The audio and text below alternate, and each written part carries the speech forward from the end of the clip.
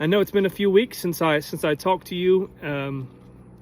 As you know, unless you've been under a rock, the last few weeks have been a very busy time for those of us who are heavily involved in the political process.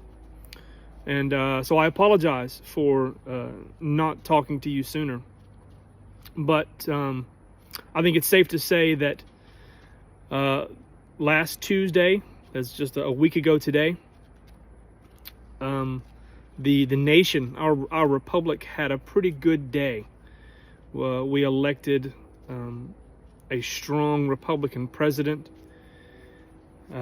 We retook a majority in the United States Senate, and it appears that we also have a majority, or we're able to hold on to our majority as Republicans in the U.S. House of Representatives. So it was a pretty good night for the Republic.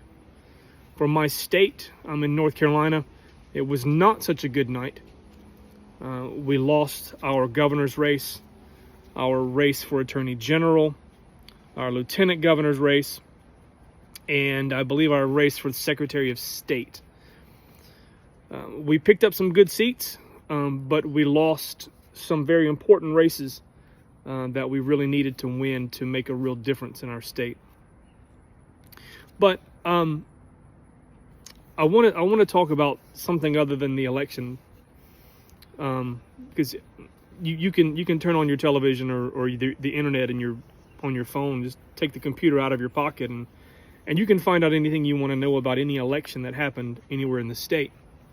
I want to talk about something that's not talked about by anyone, as far as I know, and that is this, which you've all seen me display many times. This little booklet is 51 pages long. It is the Declaration of Independence, the entire Constitution of the United States, as well as every amendment to the United States. And then at the beginning of it, it has 4 or 5 pages of quotes from some of our republic's founding fathers. 51 pages. I want to talk about a particular section of our Constitution. That is Article 1, Section 5. It's not something I've talked much about. I knew this was in here, but this is a piece of the Constitution that I've never really paid much attention to, and very few other people are paying attention to it either. So I'm hoping you'll learn a little something here today. Article 1, Section 5 says, in part, I'm not going to read the entire thing. This is the part that I want to focus on. It says that each house may determine the rules of its proceedings, punish its members for disorderly behavior, and with the concurrence of 2/3 expel a member. So what this says is that the House of Representatives and the Senate can write their own rules that determine how their members are to act and behave and what sort of things they're allowed to do as a member of the House or the Senate. And it says that if 2/3 of the members of any one of those two groups chooses to do so, they can remove one of their own members. But it requires 2/3 of them.